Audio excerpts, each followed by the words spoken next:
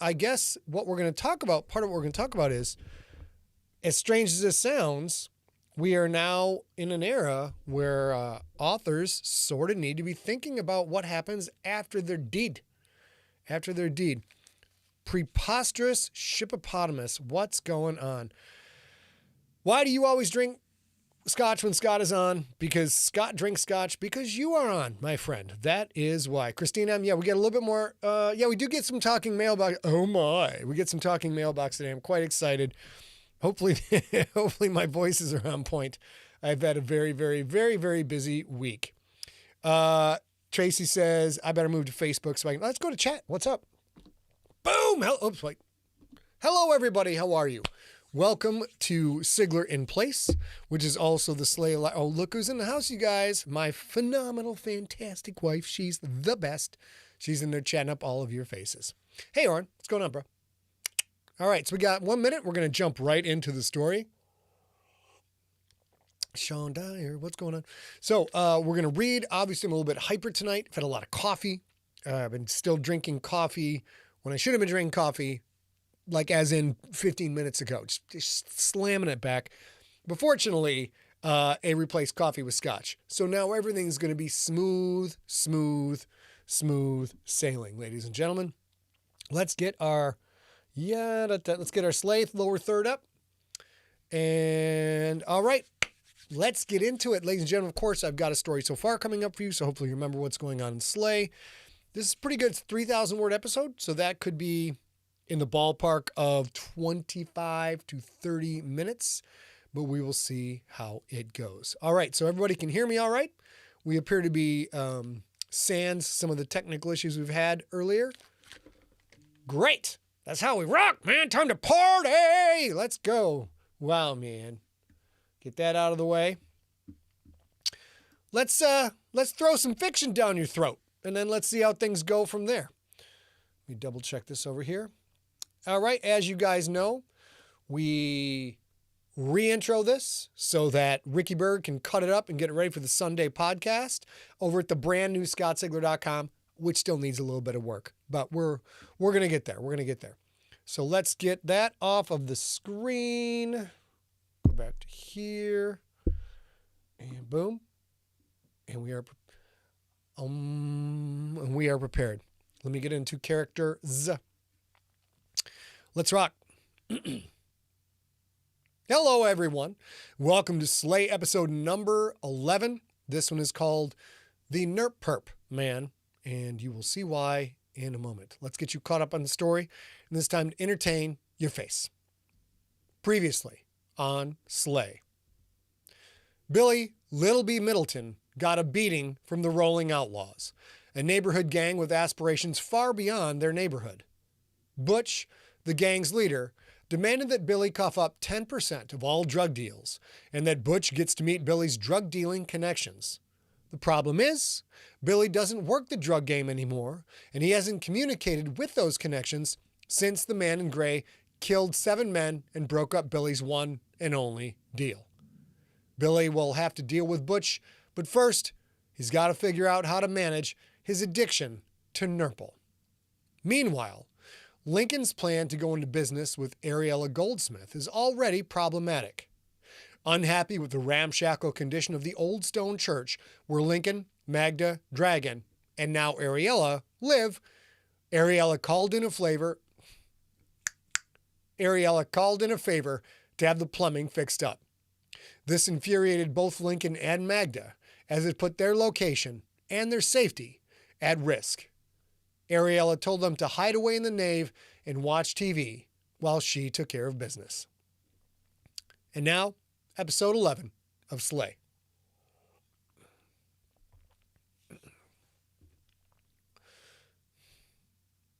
Billy staggered down the sidewalk, passing through the misty cones cast by streetlights.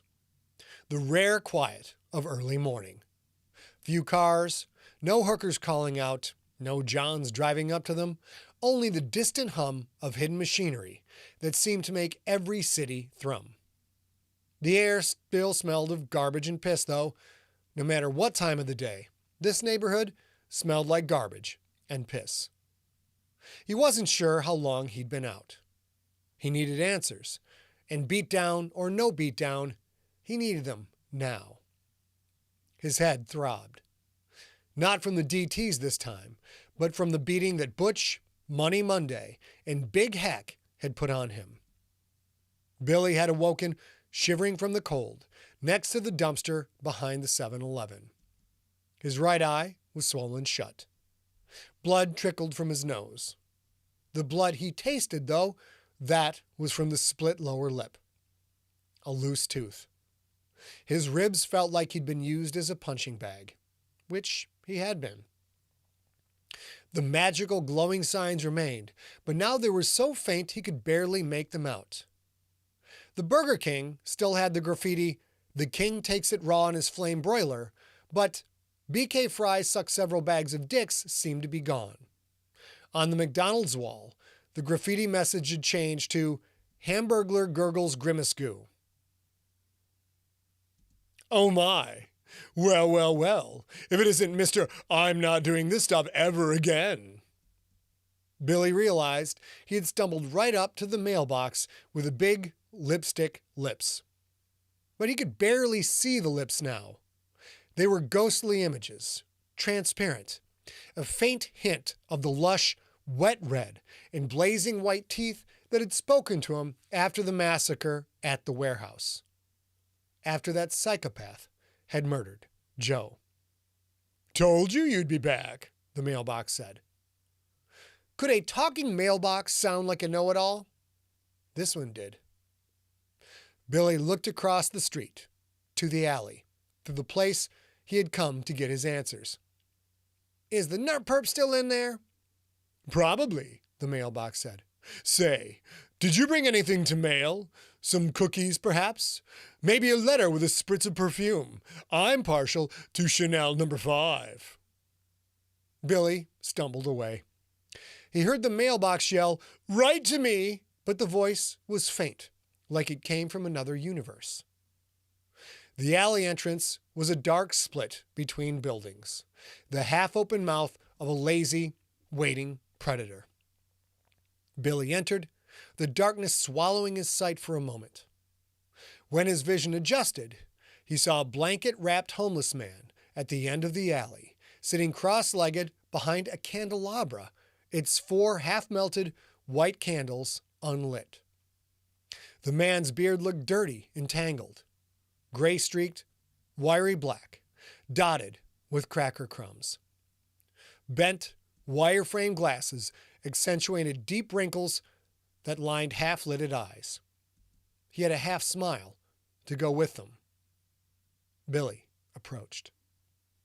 The homeless guy looked him up and down. "Wow, man, you look like you got into a fight or something." "Or something," Billy said. He felt a trickle of blood on his upper lip. He used the back of his hand to wipe his nose. "I want to know about a drug." "A drug? Wow, man, I don't know nothing about drugs. Never touch the stuff, man. It messes with your head. Who told you I know anything about drugs, man?" "A mailbox," Billy said. The man leaned to his right, looked past Billy, and out of the alley. "Bummer, man. Rocky's got a big mouth." Billy let that one go. "There's also that neon sign spray painted on your alley," he said. "The one that says Nurp Purp's Nurpatorium?" The guy's eyes squinted. "Oh, wow." He nodded to himself. "Yeah, man, I forget about that sometimes. It's good advertising though, right, man? I take it you're the Nurp Purp." "In the flesh, man. You want a vial or just a dab? 4 for $3 deal on vials, man. It's pretty hip. Today only. But honestly, you look like just a dab guy. But to be honest, I don't take credit though, man. Take gold." We're going to pause for a second.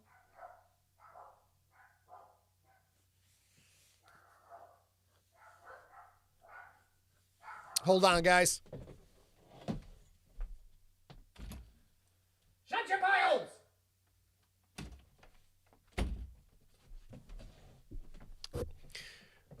That's right. I just told my dogs to shut their pie holes. We'll see if that works. I'm going to go back and try this shit again.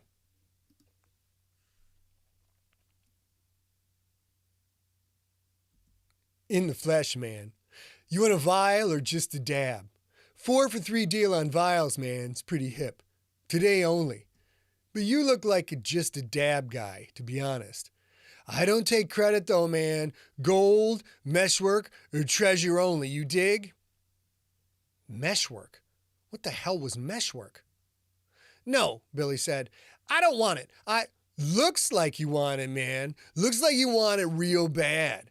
How many dabs you done, man? Total, like 15, 20? Billy sat, using a bag of trash as a chair. Just one, he said. I didn't really have a choice. What is Nurple anyway? Why does it make me see monsters and shit? And all the weird signs like yours? Why? Shh. The single sibilant softly slid from the perp like a snake's sigh. He looked down the alley, then up, then to the sides, searching for something. You can't just talk about it like that, man. Not when you're almost dry. Jerboas are always listening, man. That was the second time Billy had heard that word. What the fuck is a jerboa? This is very funny, man. Seriously, though, man. How many dabs have you done so far? 1, Billy said. I told you. Oh, wow, man. How long ago? Billy wasn't really sure. Now with all the late nights, all the puking, and all the sleeping. Couple of days, I guess. 2 days. Maybe a little more. The perp lit a candle. Not with a lighter or a match, but with a spark of green flame that flickered from his fingertip. Wow, that's unusual, man. First dab's usually gone in a few hours. Leaves people thinking they hallucinated everything, man, like on acid. Not that I'd know, man. I don't do acid. It messes with your mind.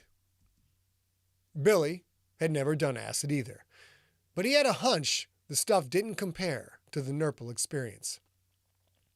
This stuff I saw, is it real? It can't be real, right?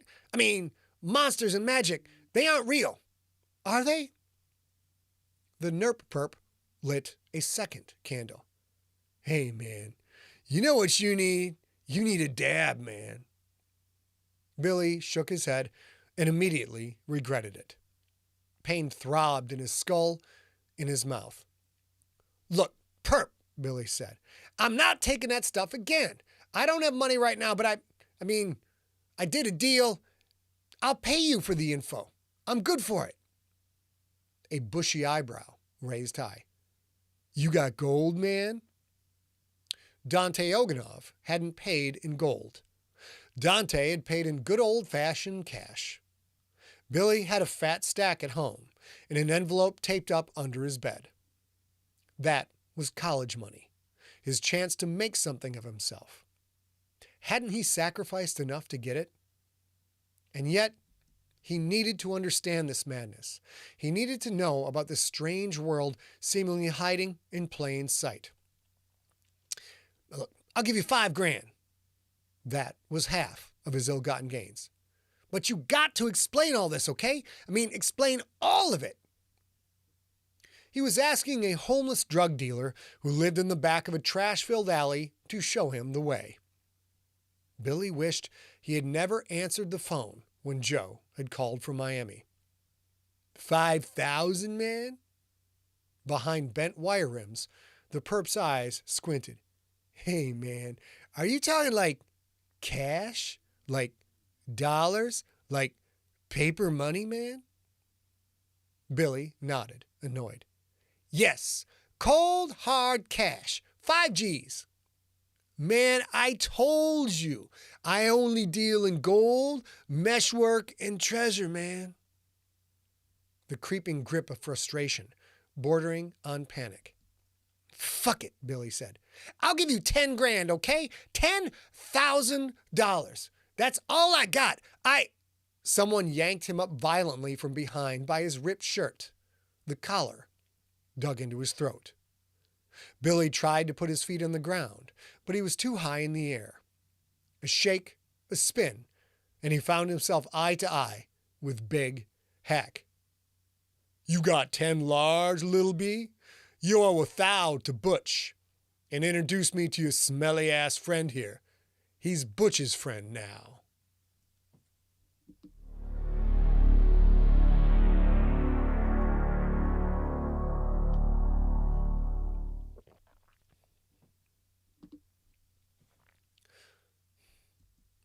Up on the big screen, Donnie Wahlberg and Lou Diamond Phillips traded barbs.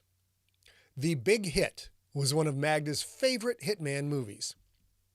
She usually quoted lines of dialogue as if she saw subtitles invisible to all but her, but this time she sat silent, curled up in a blanket, the blue bong on her lap. Silence was better than yelling, but the tension between her and Lincoln was only slightly abated by the weed, the whiskey, the beer, and whatever that pill was that Lincoln had found on the coffee table. Dragon sat between them, nestled up in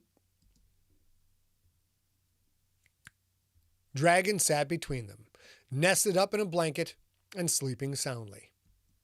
Lincoln hoped the dog didn't have a contact buzz.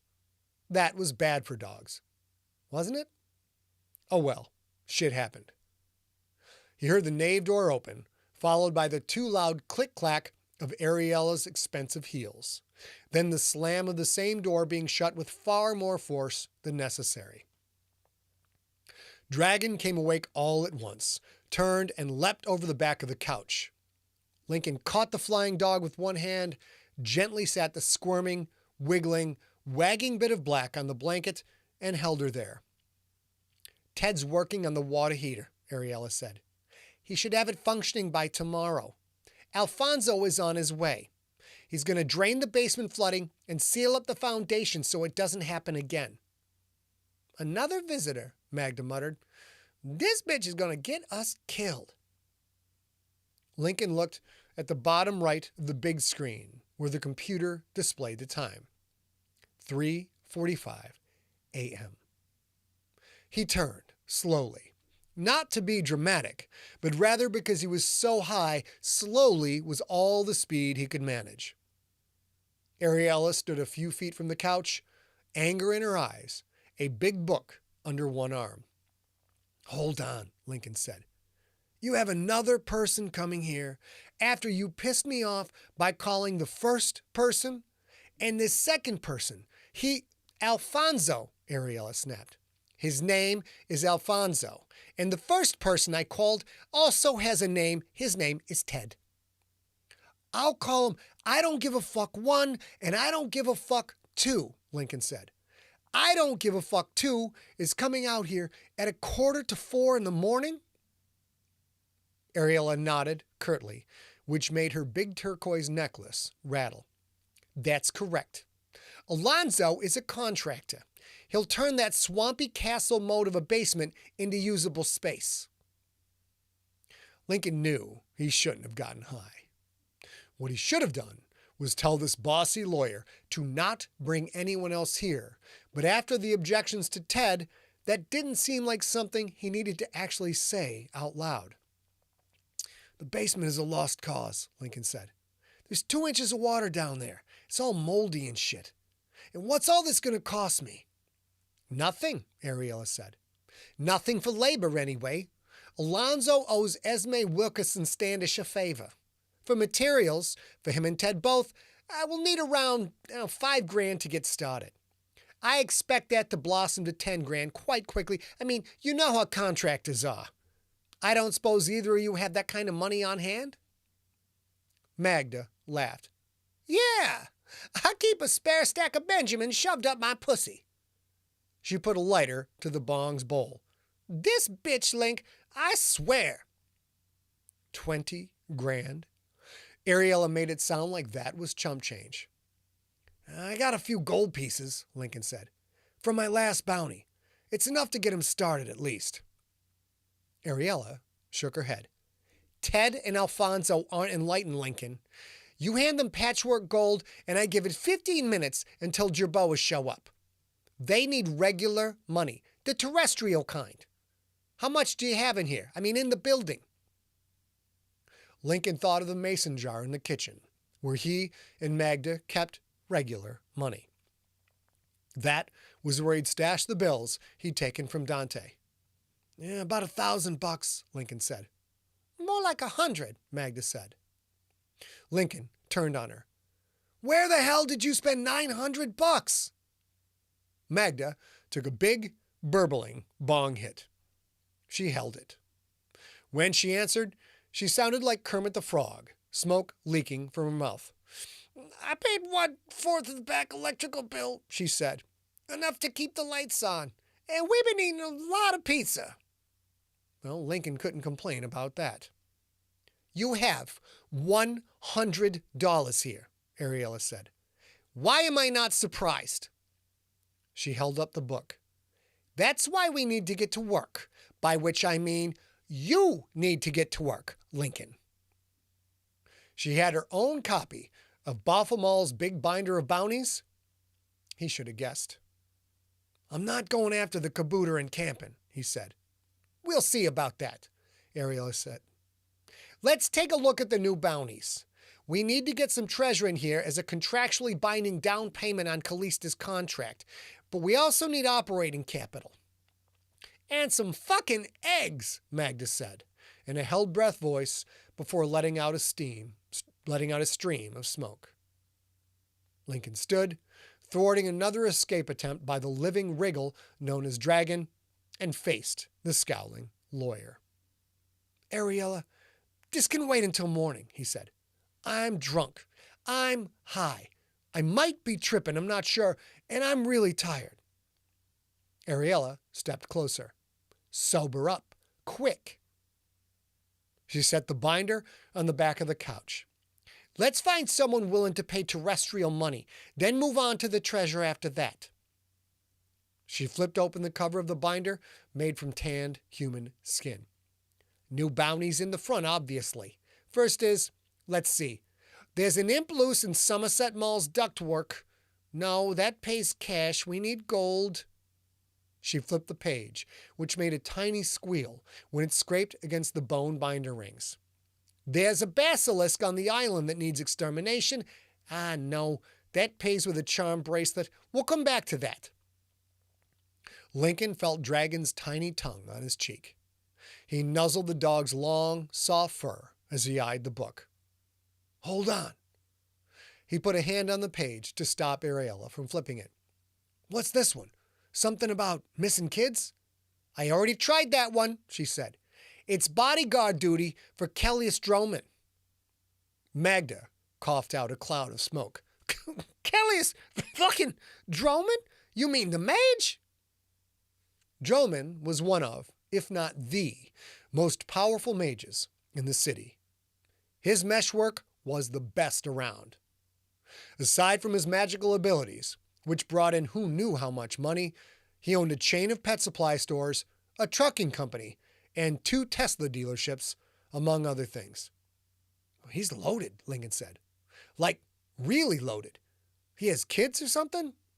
1 daughter, Ariella said. A few enlightened kids have come up missing in the past few months. Droman is hiring enlightened bodyguards for his daughter, Delilah. Kidnapped kids. Lincoln knew that pain all too well. Let's take that job, Lincoln said. It's got to pay big, right?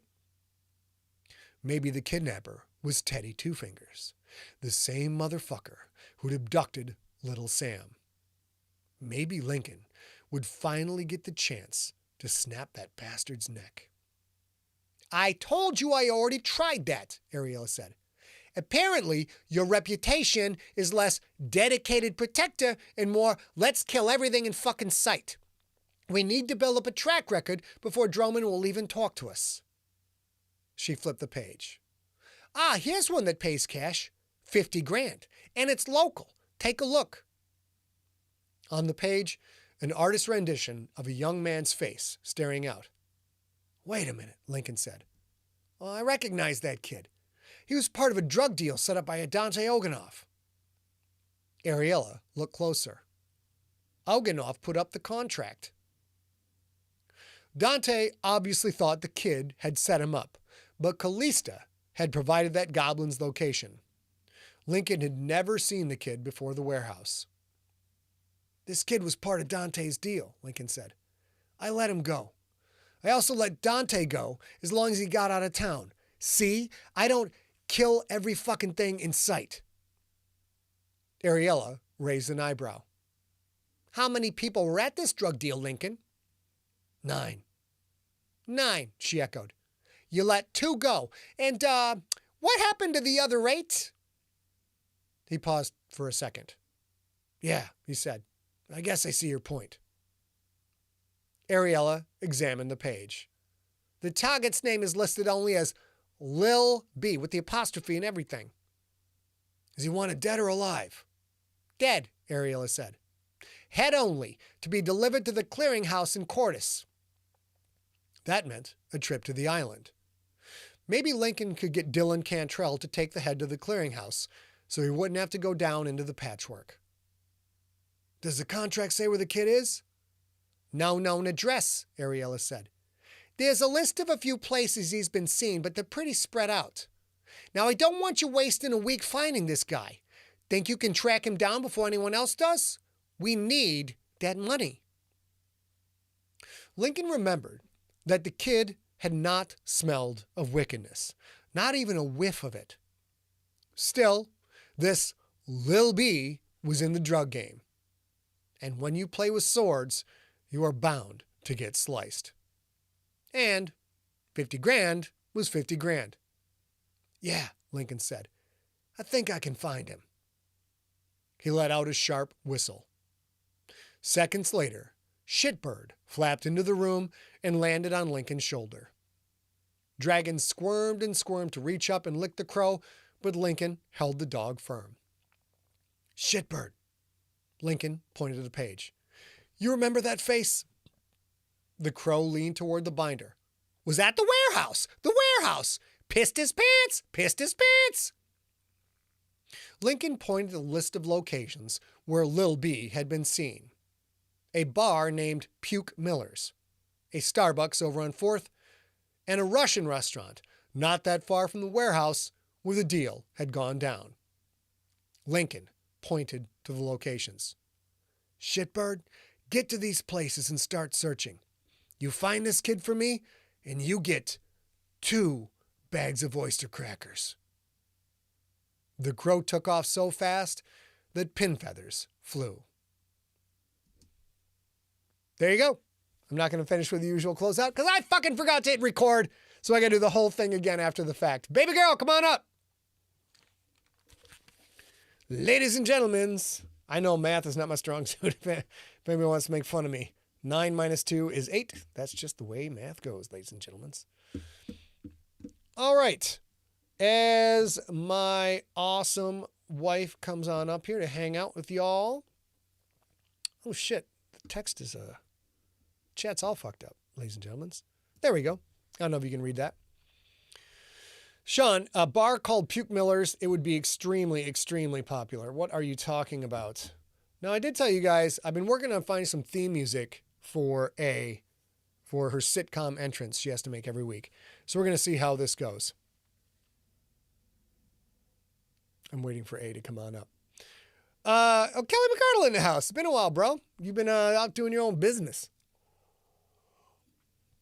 Damn it, Jim, I'm an author, not a mathematician. That is correct. There's a reason I went into the world of words, because the world of numbers is not exactly my strong point. Give me a second. Let me check in and make sure everything's okay. Be right back. Hey, Kay?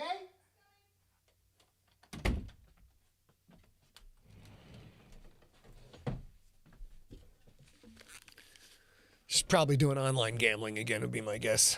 She's making some big bucks, man. That's a lie. I made that up completely. A would not gamble, like, ever. Gambling. Because gambling is for fools. Oh, that's a good thing I have to re-record anyway, since I cut off the top of my gorgeous, bald, light bulb-shaped head. Or the Pez dispenser head. Hey, babe. Hey, babe. You need me to get you a chair? I do. All right. I can do it. You can talk to the people. I'll talk to the peoples, baby. Oh, wait. You guys, A's here.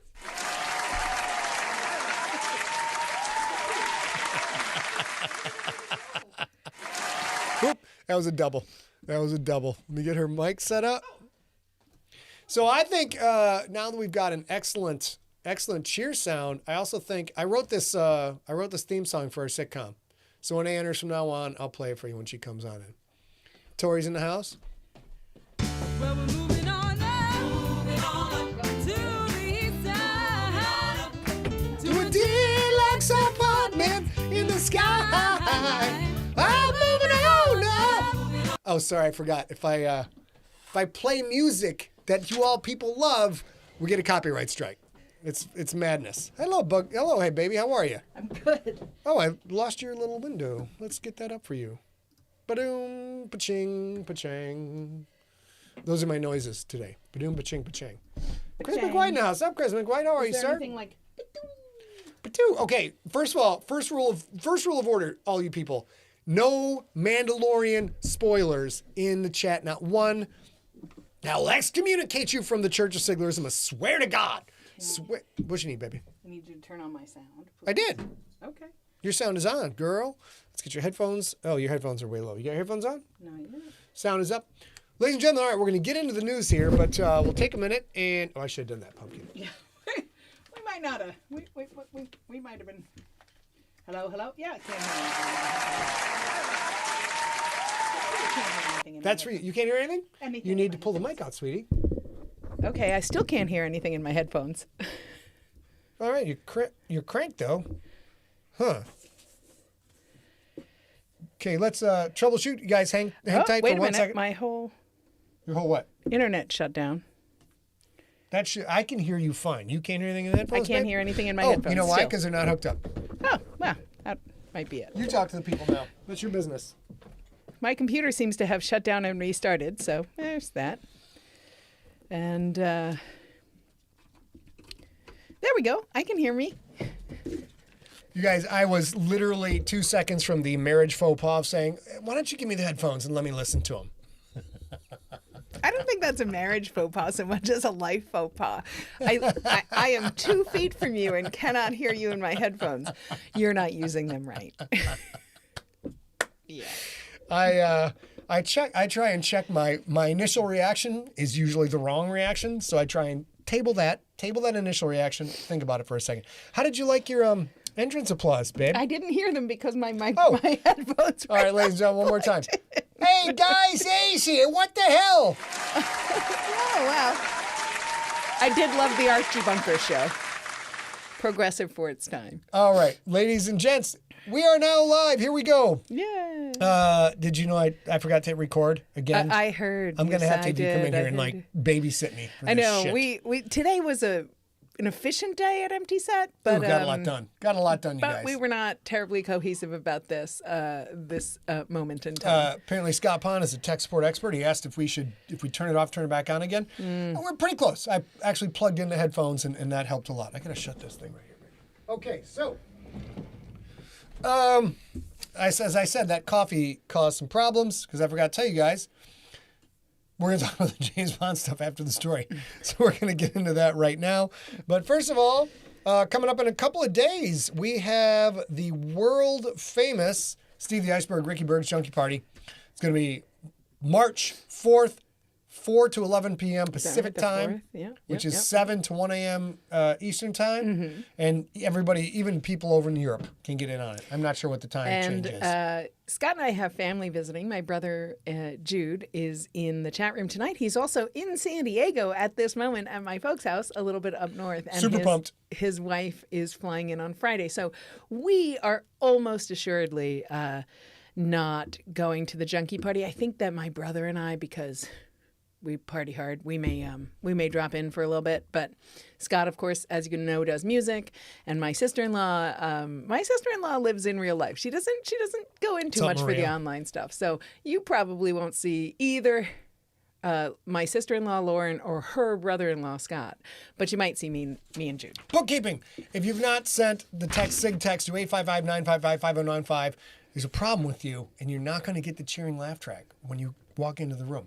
Send that. We're going to send out our coupon for that for the news site. The news site is up. ScottSigler.com. The news site is up. It's not completely settled in yet, but very soon it will be just sexy and magnificent. And you guys remember, sophomoric. if you guys are using the new site, we appreciate that, obviously. But if you're using the new site and something doesn't work, something doesn't seem right, something is missing, something is broken, we would love a shout out. It's always hard to put an imperfect thing out into the universe, but you guys loving us enough to tell us also helps a lot. Now, if you're asking about like badges and honorifics and things like that, we are just getting the site up and going, and I will definitely look at that, but I don't know if I can give you your OJs back, but I'll work on it. Well, we'll see what happens. All right, so there's all that business, and then okay, let's go. We got a couple of quick bookkeeping things to do. We're going to get into the big bond discussion, which is very interesting, and I'm very interested to hear what people have to say in the chat room. First of all, though, let's go to Pup Dates. And oh yeah, wait. Ooh, I gotta grab Pup Dates is just us. I got Junkie Pics coming up here. Sure. This picture is Squeaks chilling like a boss. This is I'd say in the past 6 months or so, there's been a change in the way the dog structure at home. Squeaks has all of a sudden decided, I'm not only okay, I'm a pretty cool dude. So now she'll cuddle up with me like, look at her, just pimping, just chilling, like, what's up, man? I'm just hanging out, man. I'm hanging out with Mr. Man. That's now she's actually like, I'm hanging out with Mr. Man. Do you understand what I'm saying, Mother? Mother, I am now hanging out with Mr. Man. Not Father, Mr. Man. And of course, the big pup, spectacular pic of my Also whole heart. recent. Yeah, my this is whole also- peanut. Oh my God, I love this dog so much. On this very day, Reese got a brand new collar. But otherwise, that's a pretty recent That's a pick. goddamn Hallmark card pick. We're running Cheyenne picks too. So you got to make sure we get all You new mean ones. Pup date picks? Yeah. We've got plenty. Okay. We got to make sure we don't double up on the ones we had before. But all right, back to Maine. There's that. And now let's go to Junkie Picks. We have two for you to look at. Yeah, and they're sort of a hybrid junkie pets pick. Let's Bang. see. And let's see. Here we go. Boom. So this young man, I would like you to go to the other one first, because this young man is Shelba Pittman's son and the two of their pups. Now this young man, she says, my life has been a whirlwind lately. I recently moved in with my boyfriend. We had a Super Bowl party, and I realized I haven't sent you any pictures of my favorite little player. Oh. His name is John Swindoll. John Swindoll would like you to give him a little bit of a pump up. Does he want a ring walk for his new pictures? Pups or what? His mama just said that's him in the Mahomes jersey. He's going to be, she says he's a runner. Okay. And so he's going to be a running back or a wide receiver. Oh, well, and that helps a lot. he's been doing the go get the balls drills. And she wanted to celebrate him because he's working really, really hard. Let's go. So Ready? if you want to do that, that'd be great. What's his name again? John Swindoll. John Swindoll.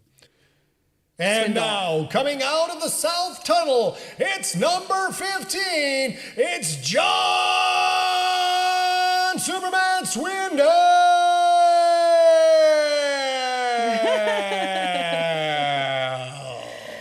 And if you switch go. back There's your ring walk up, bro. to the other photo, you can also meet Lucky and Giggles, who love John as much. Oh my God, they named the dog Come Giggles. on, It's phenomenal. Lucky and Giggles. Come on, I love it. So So John's going to be a superstar. I'm super excited about that, and that means he can take care of Lucky and Giggles in the way they've become accustomed. Yeah, that's great. We That's do good have news. a couple of Sigler-brations. We into have several Sigler-bration birthdays. Yesterday, we, as you remember from last week, our good friend Abby Peril Baker, or Baker Peril, I'm not sure which way it goes, had a birthday, and we love her. Happy birthday to you. Steve Shackney's had a birthday yesterday, and today is Scott's brother Irv's birthday, and I texted him today, and he's just the sweetest human being and such the nicest man. I texted him today, and I was like, I mean, other than my husband. Did you say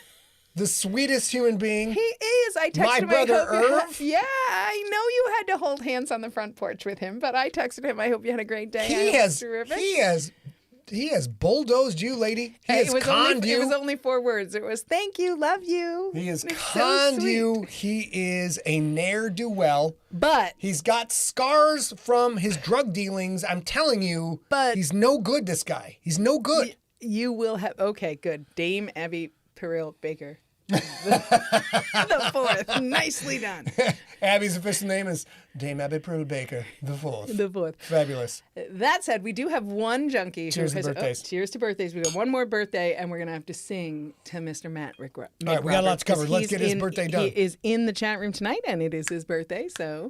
Happy birthday to you. Happy birthday to you. Happy birthday, Matt Roberts. Yeah! Happy birthday to you. Don't you go changing. There we go. Yeah, Matt's chatting in the room. There you go, buddy. You got a little birthday rave up. All right, ladies and gentlemen, let's get into. Is that everything, babe? That's everything. That's everything for all the... Let's get into all the news that is fit to print. Let me get myself queued up here. Couple of things to cover here. First of all, let's go through the basics. And there it is. Boom. James Bond books edited to avoid offense to modern audiences, a report. Keep in mind, these books are 70 years old. The first book in the James Bond series is celebrating its 70th anniversary. I think that was the impetus for why they wanted to do this. There have been a lot of Bonds. Oh, no, it's Ian Fleming who wanted. Ian Fleming, at the end of his life, was already re-looking at some of this. Is that right? Yeah, Oh, yeah. I didn't read that. Yeah. It's actually in the article you sent me. Talking about they are following his lead. He had started to talk about this before his death. Okay. And this is all approved by the Fleming estate. Okay. So the doll books and the Dr. Seuss books, all of this is those 3 big ones are being driven by the people who actually own the rights to it. It's not necessarily somebody caving into pressure or trying to be, I mean, depending on how you define trying to be woke, whatever, is in the estates. And I've had people ask me what I think about this as a creator. The first and foremost thing to keep in mind is I believe this is a business decision by these estates. They probably believe that if they alter some of the content, they're going to make more money because their books will be less likely to be banned, less likely to be canceled, etc. Yeah, well, and I want to introduce early into this because I think a lot of us have, especially a lot of us who love reading, are like, no censorship. When did we get to be so lily-livered, all that stuff? But I want to point something out, and it's a really important marketplace discussion. Your mom's in the house. That has, hey, Mama, it has nothing to do with censorship or getting canceled. It's that nobody's going to buy books that say shitty things in 2023. And the right answer is to give people the opportunity to still get that story, still get that information. Because the thing is, people are going to stop buying Roald Dahl books and putting them on school library bookshelves eventually because it's... There's a vocal minority, I assume it's a minority, that would be absolutely buying the crap out of those books if they've got the bad words in there. Agreed. But the larger marketplace, and this is something that we deal with on a daily basis, which is the selling of books is what puts food on the table, what puts collars on the dogs, which puts a roof over our head. And we're constantly looking at, what am I writing now? What are we going to sell now? What do we do with these older books? Right. There's a constant revision of the process because the marketplace changes. And these estates, the Ian Fleming estate, the Roald Dahl estate, absolutely the Seuss estate, the Geisel estate in San Diego, they're a San Diego family. They all are facing the inability to sell books in the marketplace because the language itself is outdated. Now, I know that sounds like, that sounds like a bad thing if you instantly see changing an author's words as censorship. But the question then becomes, would you prefer the and I don't want to ask you as an author, but the question becomes, would you rather they fall into the obscurity of the past because they're simply the language, not the story, but the words are unpalatable now? Or would you like the estate itself to make that more marketable to today's world? Because those are the two options. They already have those books for sale right now, but nobody's buying them. So that, I think they should keep both. They should update just words that no longer make sense 70 years later. Well, we're going to get into some of the details about it earlier. There's been, I wouldn't say a lot, but there's been some outrage, people tearing their hair out of their head, which is a thing I don't understand. I don't get it at all. Maria brings up a good point. I mean, how is it different from Scott re-editing the GFL series to make it appropriate for YA? If it's the author, or I guess their estate doing it, I think it is a non-issue. And I kind of have to agree with Maria on this. I know there is a very verbal segment of the American society that pounces on these things and uses them as the cause of the day to show how maligned they are. But Maria also pointed out earlier, I'm sure this controversy isn't hurting sales. No, not one bit. Because there's a shit ton of people out there who don't know there's fucking James Bond books. Period. And they just know the movies. And let's be super clear here. The people we'll get to that, who David. started changing Ian Fleming's books were Ian Fleming's estate, because Ian Fleming's books aren't selling. Nobody's canceling them. No woke mob is coming for them. They would like to continue to benefit from the beautiful tale that is that. Just in case we run out of time, I have to give a shout out to my man Dom Knight at the Sydney Morning Herald for this smoking hot headline. 007 reasons the Bond books should be shaken but not stirred. Fair. Dude, I worked newspapers for 6 years, and this man, that's a brilliant fucking headline. Great. Yeah. Congratulations, sir. And Rick Saunders on YouTube, he says, why not have both available? And that is the case with the Fleming Is it? estate. They're going to have both? They say it in the article you sent me. Well, that's because you do research and that's I don't. because I read the yeah. They are publishing both. I don't know about Roald Dahl, and I obviously there's been a lot of controversy with the Geisel legacy that because they are such philanthropists, but there are some really problematic works, but they have been handled. And I will also mention that there is a Geisel estate, a Dr. Seuss estate, but Audrey, his wife, is still alive and managing that foundation. So she herself is doing that. So next we're going to get into, and I will only spend a minute or two on this.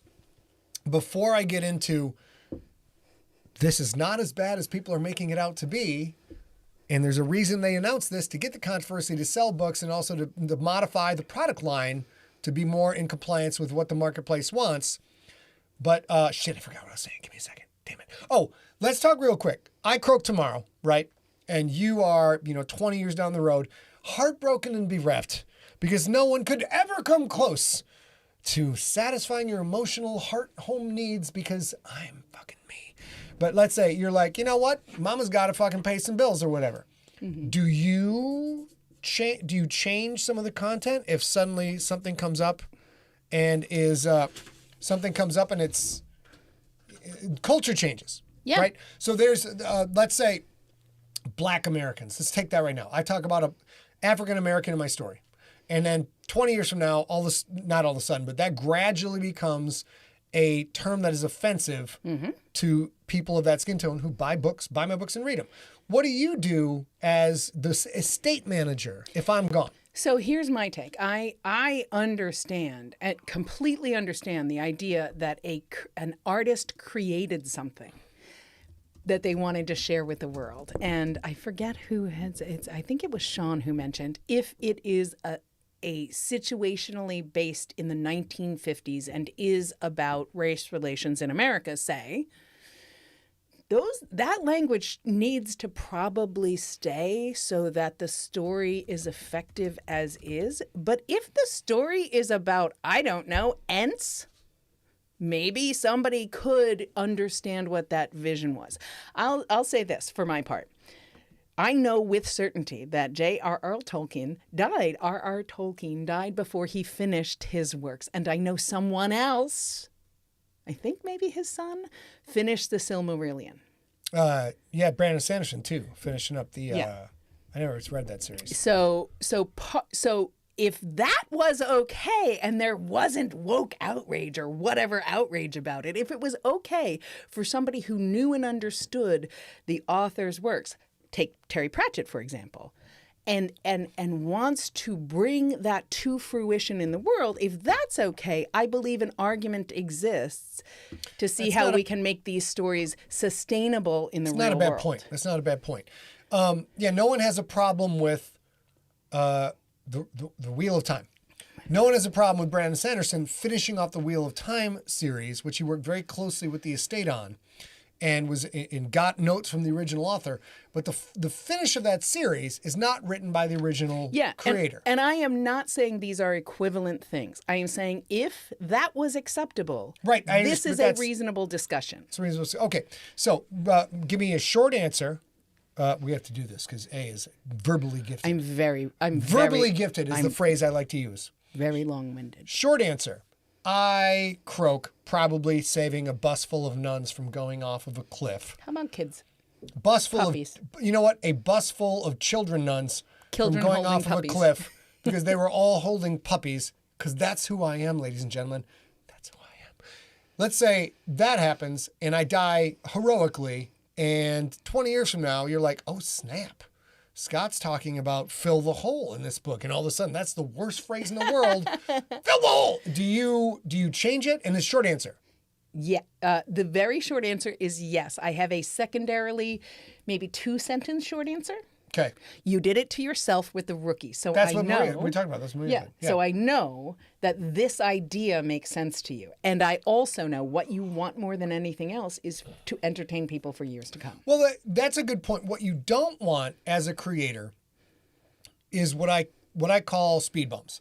Speed bumps are a thing that when I pulled you in. You thought you were out and I pulled you back in. My job is to grab your subconscious, pull you in, and make you forget you are reading, forget you are listening, and I own your soul for however long you're with. If I do my job correctly, I take over everything else, and you unplug, and you're just in my world, right? But if you come across a phrase or a situation, and you're like, ooh, shit, oh my God, I didn't know if he was like that, that takes you out of the story and makes you realize, oh my gosh, this is a fictional work and a narrator. So changing shit so that you don't take people out of the story, that is something I would wholeheartedly approve of. I want to own you, not take you out of the story. And some of the things that we're reading, I did a handful of research for this. I think maybe you didn't. But like, especially with the Fleming Foundation, they are changing no longer colloquial N-word. They're changing a lot of N-word and a lot of other no longer tolerable in common conversation versions of calling a black human being what they are. They are changing it literally to like that black man or that black woman. After Danny Baker gets done riffing his comedy style in the chat room, Danny Baker says, we actually went to junior high with a kid named Phil the Holt. No, we didn't, Daniel Baker. No, we didn't. Let's get into that. But I mean, that's one of the things that they're doing. They're not rewriting so that they are taking those characters. Well, I mean, I guess I can't speak for the Fleming Foundation. I don't know what they're doing. But what they're talking about doing is just literally, there are people, rightfully so, in 2023 who will be happily reading along on Her Majesty's Secret Service and run across the N-word with the hard ER. And they're out. And put that book down and never read Ian Fleming again. And there's like 47 books in the series. You want people to buy the series. However, I will say, one of the things the only thing I'm really concerned about with this as a creator is one of the reasons I like Ian Fleming's books is because Ian Fleming, and of course this is 70 years ago, so this is from an era where maybe people didn't think through things so much, but Ian Fleming will smack a dude up, will shoot a dude, will cut a dude, will drown a dude, do anything to get the job done. Ian Fleming will also smack a woman, shoot a woman, drown a woman, do anything. What the beauty of James Bond is, he is a fucking licensed psychopath. He will do anything to anyone to get the job done. And because I grew up in the 80s, I found that refreshing because all of a sudden you're like, this guy will kill he doesn't give it. He's like, I'm not going to kill a woman. No, if he's going to kill a man, he'll kill a woman. And I thought that was great. And they're not changing that part. And I have stuff to add to this as a woman. James Bond is notoriously, famously a womanizer. Wildly famously He's a womanizer. sexually active individual. He's he's sex positive. And quite a good many. And Goldfinger is a perfect example. Of his partners are equally sexually interested, active, and willing. They are not being coerced. But he's got game, bro. But the language surrounding those honeys That's a good term, baby. It's a good term. Is difficult, even if you're talking about a sexually forward woman who absolutely wants to spend time with James Bond. If you read the books, and I'll point you to Casino Royale if you really want to test this for yourself. These are actively sexually active, sexually forward women. And they are called things that are no longer accurate descriptors for women who willingly have sex. I'll say it that it's very gentle how you have to say it. John, hold on a second. We're going to get into this now. Now, okay, so now we talked about this great outrage, this tragedy of literature, this travesty of justice. Let's get into some of the things that are actually being changed. Now, this headline alone might give you an idea of how the mores have changed over the years, and people who want to make money with a book might go, hey, can we just change a couple words? Here's one like right here. Books, sweet tang of rape, offensive language it hasn't been cut from Ian Fleming's books. So this, as I have looked into this, and of course my wife being smarter than me has actually read these articles more than I have, it's much ado about nothing because we can't, I'll read you some of this, it's too tiny to see on the screen, but this article in The Independent actually lists what has fucking changed. So it's very, here, let me put it in the chat room. So this is one of those things where people get fired up about stuff. Out, go. That must be an English way of saying things. The N-word is removed. Okay, Fleming used the N-word in his writing during the 50s and 60s. Instances of the racist word have been, quote, almost entirely, end quote, removed from revised novels. The publication that notes that in most cases, the word has been replaced by black person or black man. Yeah.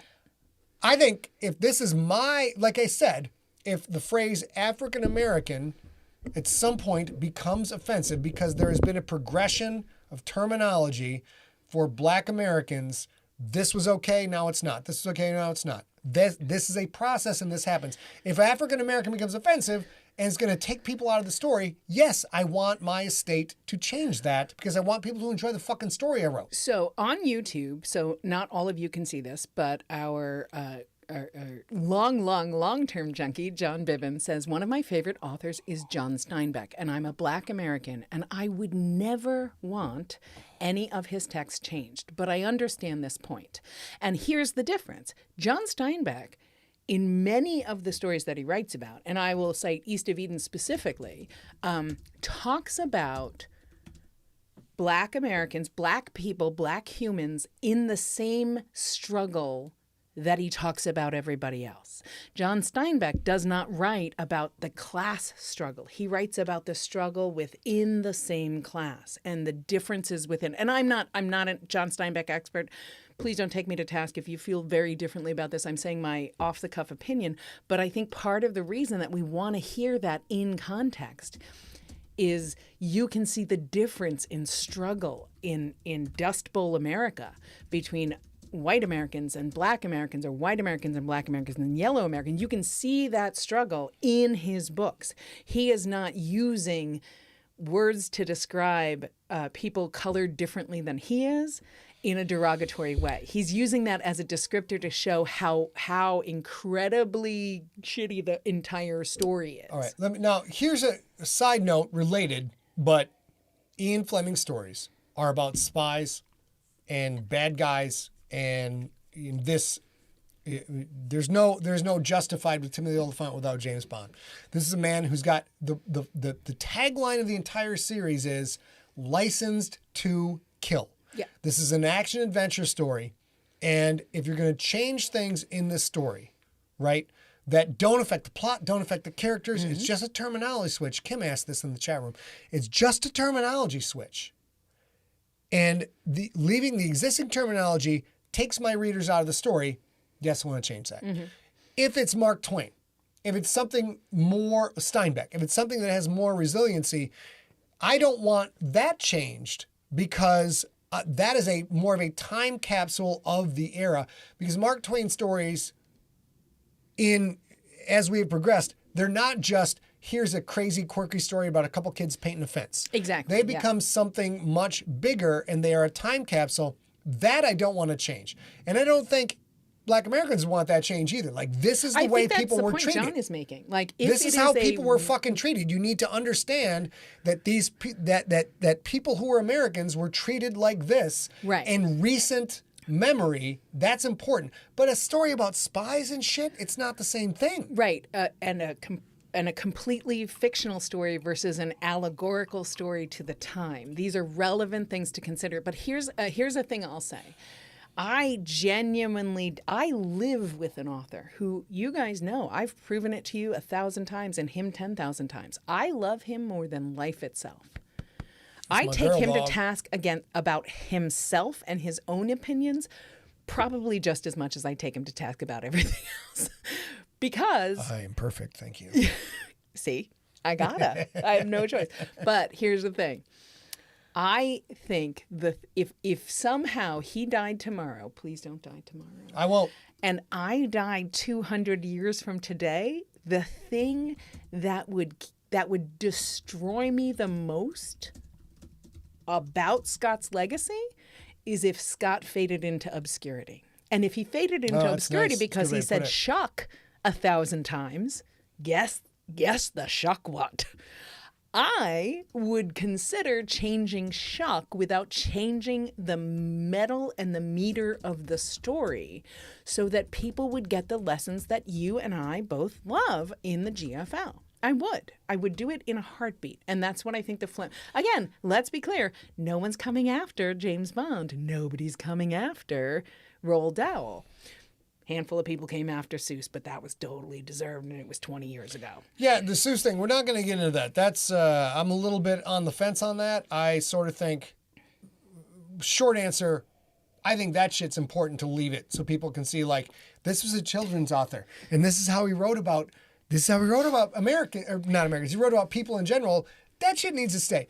James Bond put an ice pick in the temple of some motherfucker who comes out of an elevator because he's working for Dr. No. And as he's doing that, he's saying, take that story. N-word. Yeah. We don't need the N-word part. It's horrific enough as it is. All right, so now let's go Also, back I have to make one point. Yes. Because I am talking smack about James Bond, my mother has disowned me and said that Jude is her favorite child. I informed her that no, I am her favorite child. The dark horse coming from the back of the pack, the person she didn't even know existed. Clearly, he passed her to now I am the favorite child in the family. If Shakedown actually comes out and there's more crypt for my mother, you will absolutely be the favorite child. We're going to tell that story another fucking time. Let's get back into the books. So let's talk about, before we're running over on time, and you guys hang out. If you got to go, but hang out. This is obviously a very interesting conversation. Let's talk about some of the things they've actually changed. And you can't see this, but I'll read it to you. Racial descriptors removed entirely. They note, however, they being the estate. However, sometimes racial descriptors have been expunged altogether. Good word. For instance, in the revised version of 1958's Dr. No, the criminals are called gangsters. In the same novel, the race of a doctor, immigration officer, and a henchman shot by Bond are not stated. Likewise, in 1961's Thunderball, the ethnicity of a barman is also removed, as is the butler's race in Quantum of Solace, because it doesn't fucking matter, right? Unless there's something germane about the character's race that is pertinent to the plot. I have to know he's Jamaican so that he has ties with this particular connection that is rooted in Jamaica. You keep that shit. If it's not there, I don't think there is what I'm trying to say is the estate is not being cavalier about this. They're being casual and convenient. And I'll say it again just for the record, there is literally no one on earth who is calling for every story to be expunged. These are people doing it for capitalistic reasons on their own. Now, here's one that I actually I do have a bit of an issue with, which is this is about in Live and Let Die. Fleming describes a scene in which Bond visits Harlem in New York. There, he enters a nightclub where a woman's striptease excites the male customers, including himself. Fleming wrote, Bond could hear the audience's panting and grunting like pigs at a trough. He felt his own hands gripping the tablecloth. His mouth was dry. Okay. Bond is on an equal level with all the other horn dogs who are, via their visceral response, respecting the art of a stripper who is on another level. Okay? Mm-hmm. So I've seen strippers in my day, and this is possible. The revised version omits the pig references, writing instead, Bond can sense the electric tension in the room. This, in my opinion, is an egregious mistake. And I think because it's not if your point of view character that is showing you the world says, look at all these horn dogs getting crazy about the stripper, and he's right in there with them, I don't see the problem. I don't see the problem. The issue that caused that change was that only in Harlem, which is predominantly black at that time, do they describe the patrons as animals. In Monte Carlo, they don't do that. But in Monaco, are there strippers in any other book? Yes, and that's the only time they call the patrons animals is when the vast majority of the patrons would have been non-white. Oh, okay. So what they were doing there. Now, I, on principle, agree with you. I mean, that girl's got it going on. Pay that respect, dog. If you want to grunt and snuffle, you got to grunt and snuffle. That said, that is the reason that they did that, is that it looked outsized from every other. Here's a couple. A's right, but listen to this. And yet, okay, now this is fucked up. This I don't get at all. And yet, still included, let's go to the books page, because we win Emmys, dated references to East Asian people. The Telegraph writes that, quote, dated references, end quote, to other ethnicities will remain in the books, such as Bond's terms for and views of East Asian people. The publication does not specify these references, but Fleming's books are not short of examples. For example, I'm going to read this out loud. Don't yell at me. I didn't write it. 1959's Goldfinger, the author writes that Bond believes, quote, Odd Job. Side note, that's one of the best fucking Bond villains of all time. Odd Job was fucking gangster. He was awesome. Quote, Odd Job and any other Korean to be, quote, rather lower than apes in the mammalian hierarchy. That's fucking staying in the books. What? You know why? No, I don't. Because there's the N-word, because we've been fighting for those rights since the 1960s, but we just started fighting for Asian people's rights in the world, I think in 2023. Come on, but isn't there some fucking common sense to this shit? Yeah, the common sense is you should also fix that. You should stop talking about human beings as animals. You should stop. You fix that, and like I'm stop. You keep the stripper business. I'm just saying. Keep the stripper business, make it hotter than it was, but fix all the stupid shit at the same time. And leave the other one up for sale for the people who want to read the racist shit. Here's this one. Similarly, in 1964's You Only Live Twice, after being told that there are no swear words in Japanese, which I don't believe, every culture swears, Bond says he is surprised and calls Japanese people, quote, a violent people without a violent... Actually, you know what? I take it back. Quote, a violent people without a violent language, end quote. That's a very interesting phrase. That's an extremely interesting phrase. Yeah, and it's still extremely super interesting. Reductive and sort of shitty. But do you think that Japanese people... I think all people are violent, though. Yes, thank you. And keep in mind, again, your point of view character is James Bond, licensed to kill. You can't read these books and not know that James Bond is a violent sociopath who has been gifted by, at the time, one of the largest governments in the world to murder people ad nauseum and never face consequences for it. Never face consequences. So for him to say someone's a violent people, from the POV of from the point of view of the narrator, that's a fucking compliment. He's a violent dude, man. I know that doesn't necessarily make it a good thing, even if it's a compliment from a violent dude. But how do you separate violence from James Bond? Without violence, there is no Bond. Bond is it's like Justified. It's a massively violent. I don't story. think saying there are violent people with a non-violent language, which is so calling fascinating, them, though. It's a great turn of phrase. It's a great turn of phrase. It's a great turn of phrase, and that is every human being on Earth. Every ethnicity has people who are. They are violent without a violent language. We're American. We have a fucking super violent language, and the English have a violent language. There's a lot of violent languages. I think I'm gonna have to revise that phrase at some point in my own work, because it's like, here are these super violent people, but they don't have words for violence in their language. That's very interesting, complex culture. All right, so let's go over some. Here we are. Ready? We got to talk about this. I can't believe I'm saying these words out loud. Quote, the sweet tang of rape, end quote.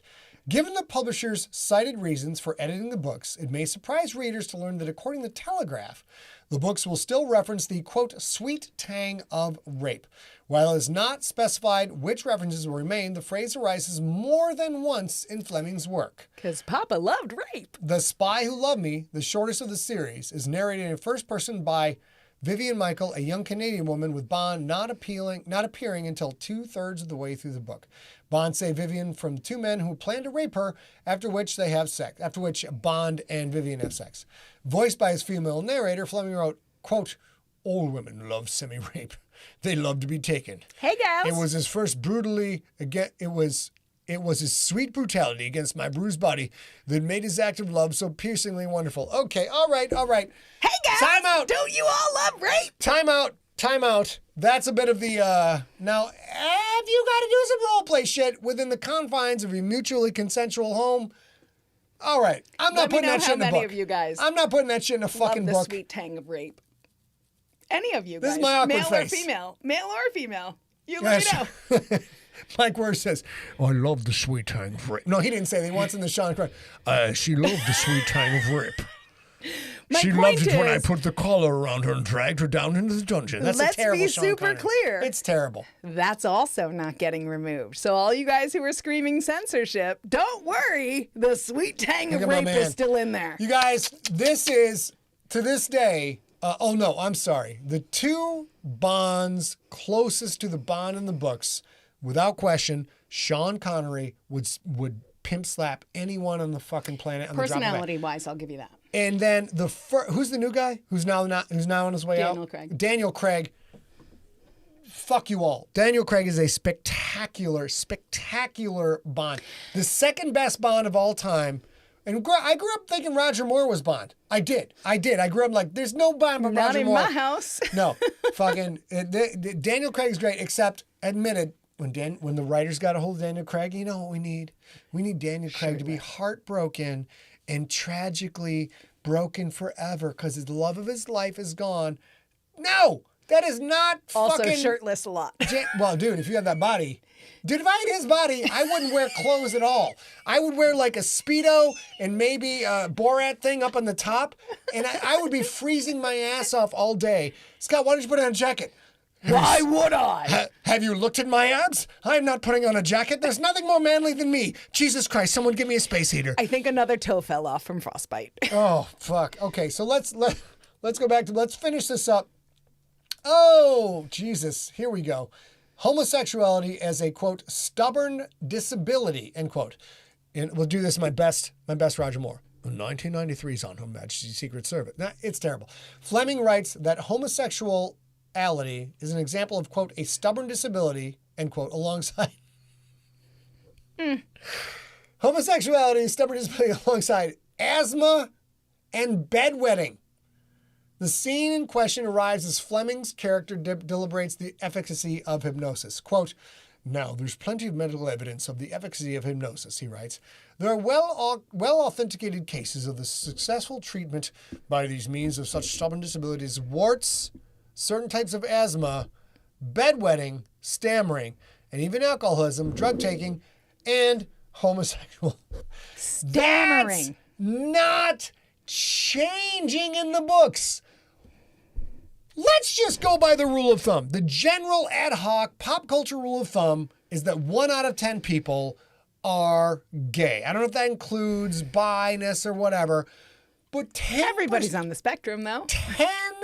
10% of the book buying marketplace. If you are making this change because you want your franchise to be relevant and accessible by as many people as possible so that they can give you their money to read the shit you're going to sell, the basics of capitalism, you would leave in comparing, number one, saying that hypnosis will remove warts. Number two, comparing homosexuality as a curable thing compared with asthma, bedwetting, stammering, and even alcoholism. Stammering! The fuck? And you leave that shit in a book? Come on, dude. This is a very complicated story. This is a I very will say, complicated story. I have one giant omission. We're so late. I must do one repair once we're done with this discussions because I got so excited and then I missed the most important part. But I will say this one more time just for ease of use. Nobody is canceling James Bond or Roald Dahl or even Seuss.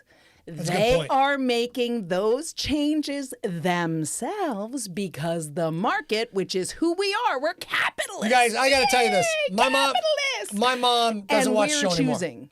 Carol doesn't watch show anymore. Coach doesn't watch show anymore. Probably because they're East Coast time and it's late. Yeah. But we got a call. We got a very important call a little while ago that the libs are canceling Dr. Seuss. Have you seen this? It's tragic. It's a classic. It's a classic. I know. Everyone's telling me how much of a classic it is. I think, that Cat in the Hat is my favorite, but everyone has their own. We chose capitalism. Get a call from Mom and Dad talking about the tragedy of Dr. Seuss being canceled and the libs taking over. Now, completely aside from my parents' political viewpoint, which is different from my political viewpoint, and that's fine. Everybody shows their viewpoint. Of course. The Fox News spin that somehow this is negating this classic franchise of American culture completely obliviously misses the fact that they are going to sell more books and sell more product because they're modifying their product line. They're not Betamax anymore. They're not even VHS anymore. They have updated the product line to be streaming. Not a lot of people are at Ford dealerships banging wrenches on the glass to buy an Edsel because they're obsolete. And they no you guys longer aren't sell. complaining that 8 tracks were canceled because that didn't get canceled. It just 8 changed. tracks sucked. 8 tracks sucked. They always got tangled up in shit. When CDs came along, I burned all my cassettes. I burned all my fucking 8 tracks. Fuck you, bitches. They're terrible. It's a terrible. Okay, audiophiles, you're exempt from this. All right, analog But people, you're exempt. nobody is. But come on, there was a these- CD was phenomenal, right? And now I raged against Spotify like an old man with a lawn. You all get off my lawn, you sons of bitches, because I'm not going to buy into your streaming. I have all of my CDs. You can burn in hell. I'll never pay $9.99 a month for music. You can burn in the pits of hell. And now I fucking love Spotify He canceled so me much. and put himself only. So much. I love Spotify. I like every fucking song that's ever been made. Oh shit, let's try this. Let's try this. Let's try this. Culture changes. Technology changes. And if you want, now remember, me and this beautiful woman here, we've been doing this for 15 years. The marketplace changes. When she and I started out, there were no ebooks. When I started out writing, ebooks did not exist. I tried to sell Earthcore to Audible 17 years ago.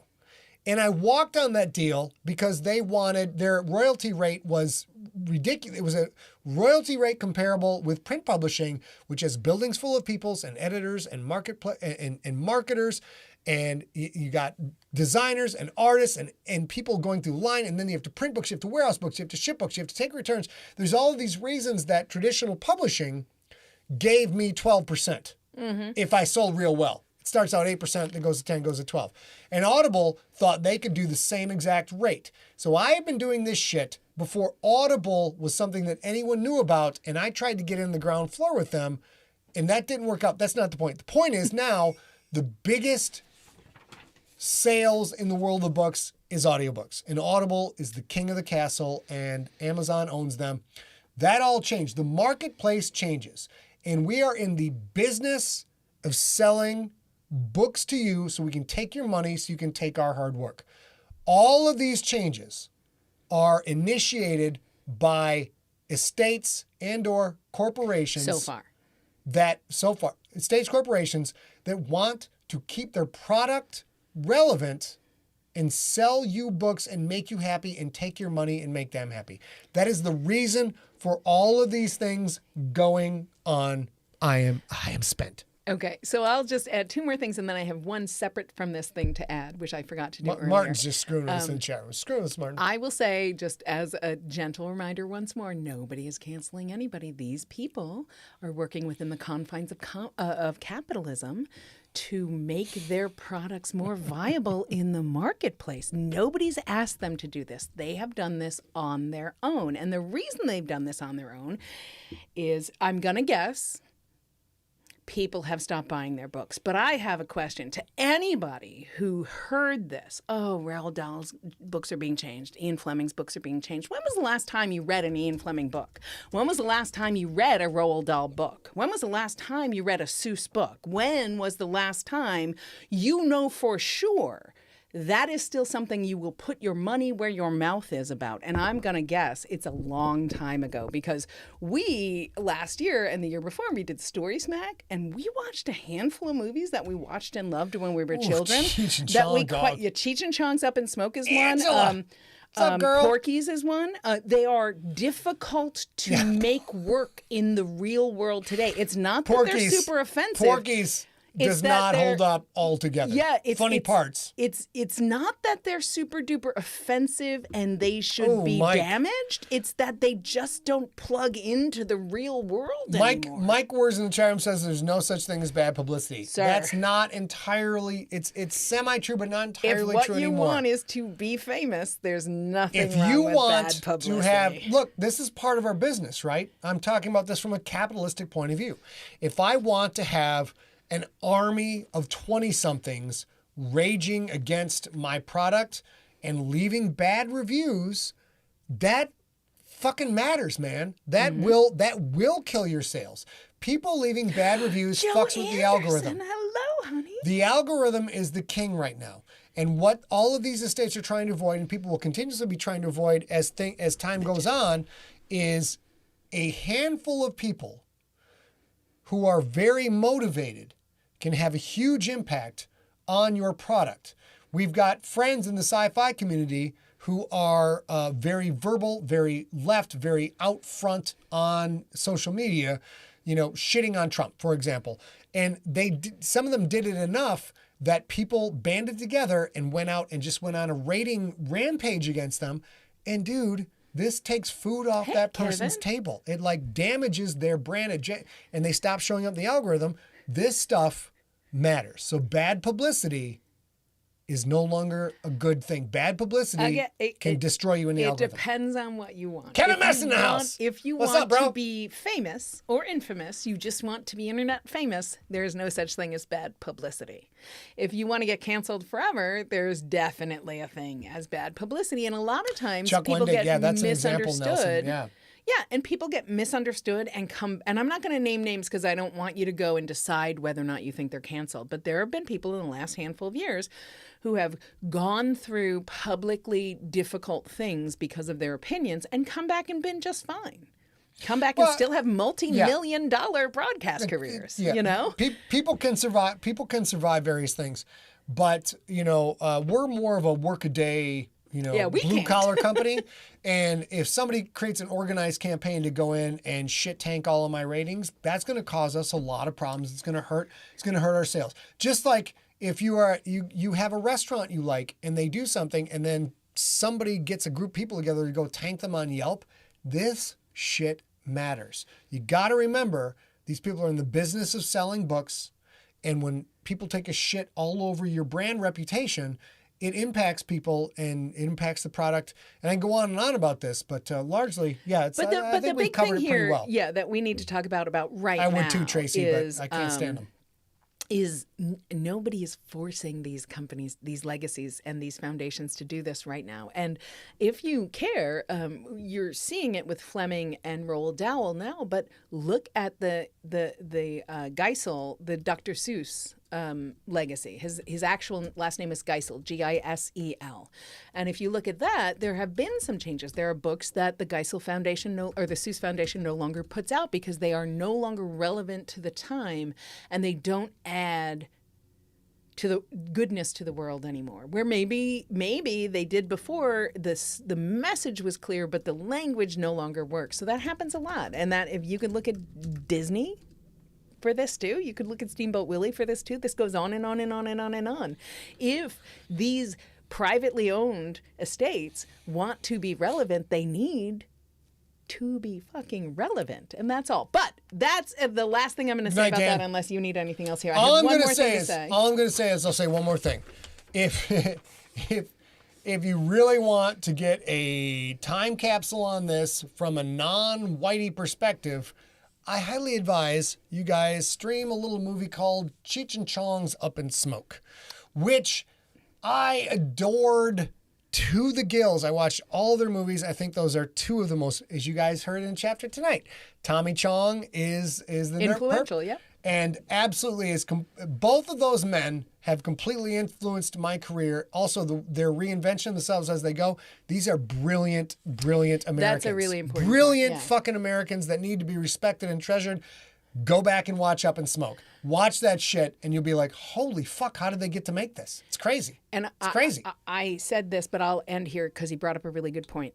I won't watch Up in Smoke again. I've watched it a handful of times, and I've watched it once recently. I won't watch it again. I didn't cancel Cheech and Chong in my life because of that. Well, you didn't go on an effort to shut them down. You're just like, you're out.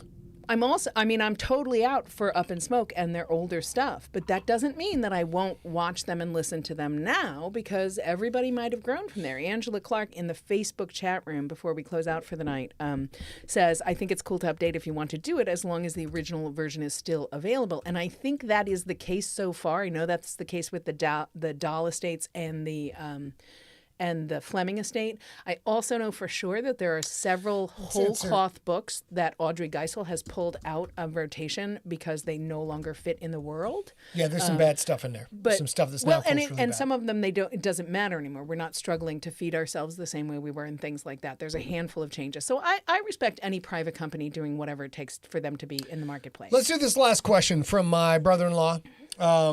From Jude. Jude says, what did he say? Hold on. An edited version will cause a true reader to want to read the original.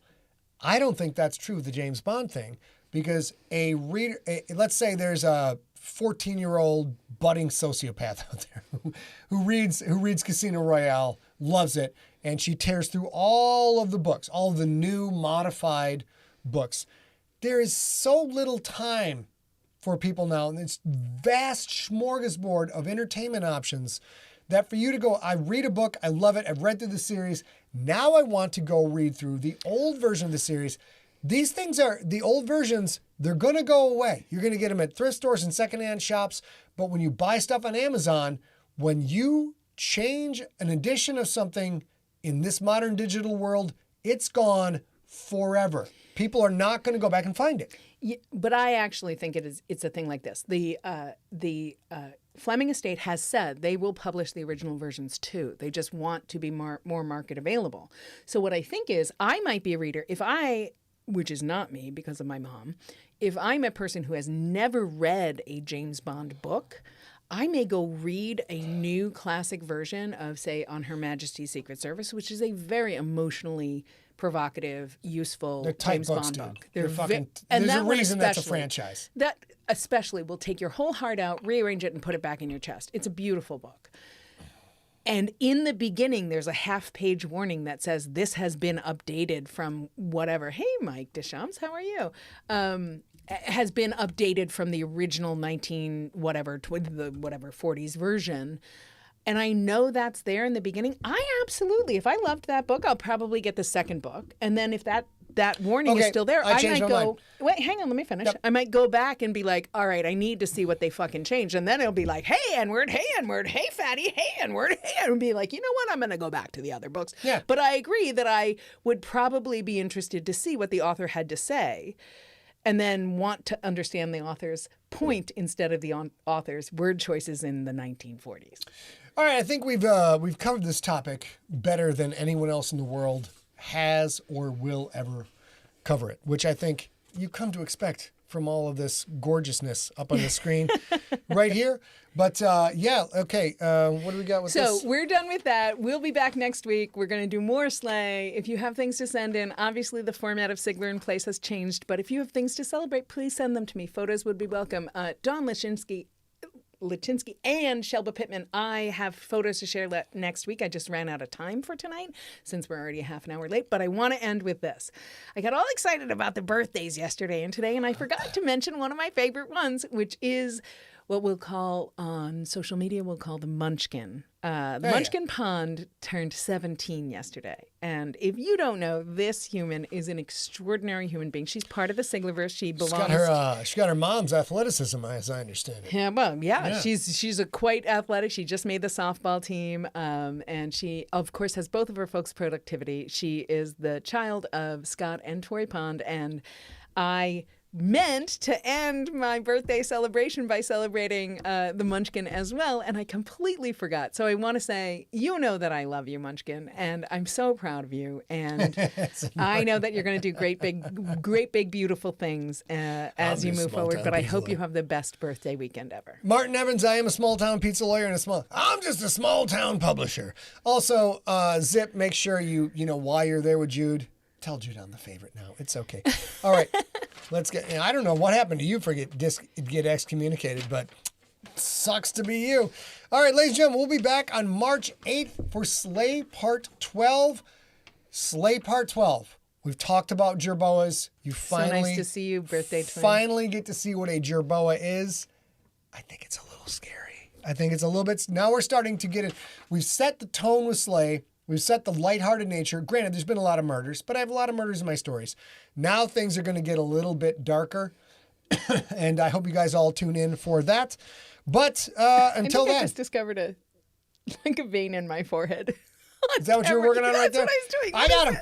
I got him right here. I got one right because I got choked out in wrestling and I didn't know when to stop, and like all of a sudden my vein just like bulged out, and it's been there ever since. So you guys, I mentioned it at the top of the hour. I'm super excited about it. Next Wednesday we'll be back on March 8th, and my brother Jude C. Stenson will be here in this room with us, goofing on camera. I'm so excited about it. If you join Sigler Happy Hour this weekend, you'll probably see my brother and I drive by for a couple, 2-3 minutes.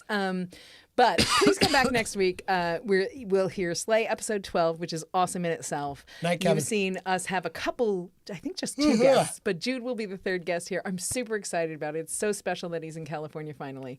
We love. Oh shit! Wait. That's because you cut me off. I was trying to be smooth. I thought you do the. La la la la. I thought you do the. Because you cut me off. I did. Go ahead, baby. So that Sorry. you could rant to the camera by yourself. But that's it. We'll see you next week. Jude will be here after the story. If you have any embarrassing questions that you want to ask of us, please email them, because this weekend, Scott and I and the pups will be staying up with Jude and his wife and my parents at their house.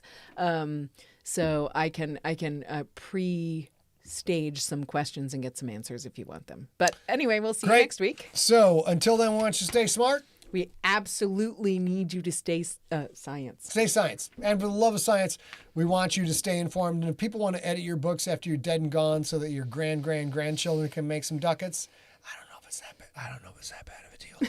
So, as long as it's about the ducats. Now you and the Ian Fleming estate can all kiss off into the sky. Kiss off into the sky. All right, baby, ready? Mwah!